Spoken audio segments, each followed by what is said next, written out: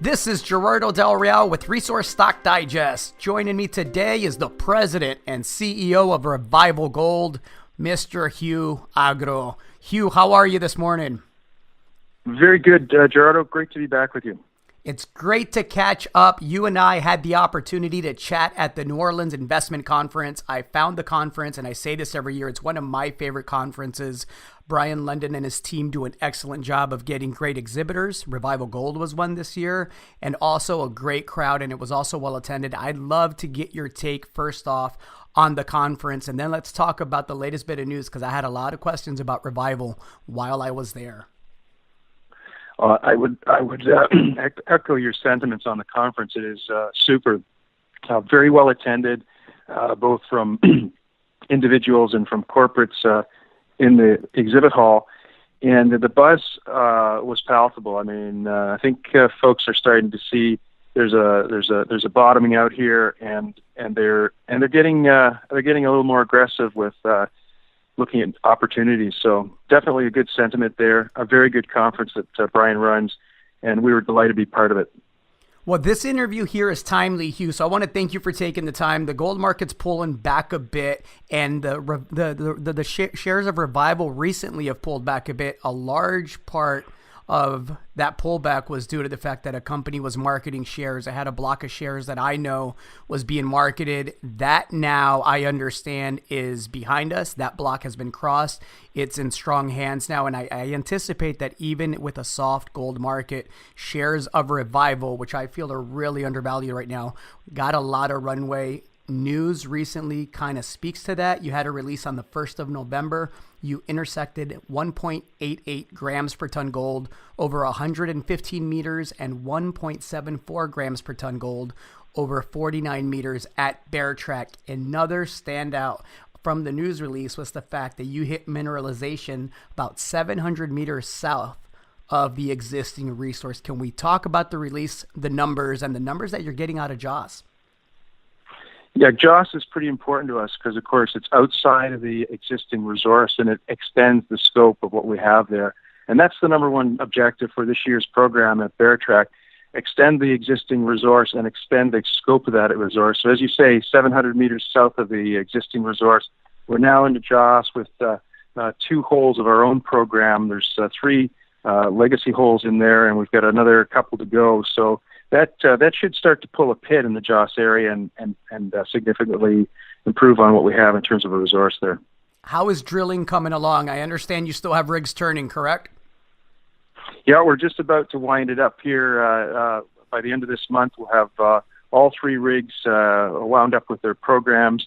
We'll have got just about 9,000 meters of drilling in, and the results to come are on their way. Fantastic. You're also doing some met work that is important to the company and to shareholders. Can we get an update there? Yes, we released initial met results a couple of weeks ago, and the results really give us a good feel for the flotation of the sulfides. That was the focus. The next step for us will be to look at oxidation processes to improve on the recovery in the overall flow sheet. So we'll put together samples for that over the course of the winter and get those into a lab. The program is yet to be defined in detail, but generally speaking, we'll be looking at pressure oxidation, we'll be looking at Albion process, we'll be looking at ultrafine grind and what we can do to still improve upon our processes. It's a long-term initiative, but it's important as we want to start thinking about a PEA by the time we get into 2020, subject to our results continuing as they are. Excellent. Now, in the near term, not only do we have drill results pending from Bear Track, but we also will get results from our net. Is that right, Hugh? That's correct. We've got about 1,000 meters of drilling so they'll wind up this month, 6 holes. So in addition to the holes at Bear Track to come, we'll have those over the next couple of months. And we're really looking forward to that because that's our first drilling into the RNet project. As you know, we're permitting for 52 additional drill pad locations across that property position for next year, but we're going to get a taste of it later this year with those results that are underway now. I always make it a point when I speak about Revival Gold to point out the deep understanding of the capital markets that you have, you and the team. It's an excellent team. You made some additions recently that kind of reinforce that. Are you still looking to potentially bring in an accretive asset or an asset that makes sense to the Revival portfolio, or is the focus solely on Bear Track? I know that's the flagship. We have very good pricing in the sector right now. So this is one of those rare opportunities where good assets come available for good price. So we definitely have our eyes open for that possibility. But as you know, and as you said, Gerardo, we are disciplined. So unless we find something that really makes sense for our shareholders and is complementary to what we're doing at Bear Track, takes us further along that path of delivering real returns and cash flow back to our shareholders, we'll bide our time. So absolutely, Bear Track RNet is our focus. We're getting great results out of the project. We don't want to dilute our interest in our focus on that project. So we'll continue to keep our eyes open for opportunities as they're very well priced right now. But we'll be disciplined, and our overall objective is to deliver value for shareholders. Can we talk a bit about the addition earlier in the year of Diane Garrett? I had the pleasure, I've seen her speak in the past. I'm familiar with her track record of success. I had the pleasure of meeting her formally for the first time in New Orleans. And again, like you, has a deep understanding of the capital markets, is serially successful. And I thought it was an excellent addition that was overlooked by the market. Can you talk a bit about the thinking there? Bottom line, she took a $20 million company and turned it into a $1 billion company. It was ultimately sold to Oceana. And the playbook that Diane followed with the Remarco Hale project is very much what we envisioned for Bear Track. These U.S. projects have a double benefit. They're leveraged to the price of gold, of course, because we're 100% gold. But also, they're in the United States, which means that if the U.S. dollar takes a dive here, which is one of the things that I think a lot of economic forecasters are looking ahead to.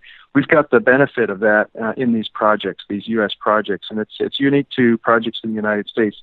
Diane's done that before with the Hale project, so great leadership addition to our team, and she's a huge draw for our company. As you saw in New Orleans, she's got a lot of fans out there. Absolutely. She also has a PhD in engineering from the local university here in Austin, University of Texas. So go UT. And that always, of course, makes for an extra good interview if I can get her online. If you can make that happen, Hugh, I would love to interview Diane and chat with her a bit. Oh, we'll make that happen. Your listeners will love to hear from her. Fantastic. Hugh, thank you so much for your time. Anything else that you'd like to add? Go gold. I know we're trying our patience here, but good companies will surface value for shareholders, and certainly at Revival Gold, we've got a lot of news flow to come.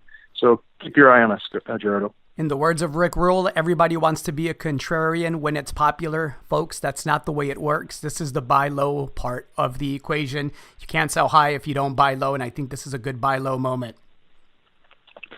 Thank you, Gerardo. Thank you, Hugh.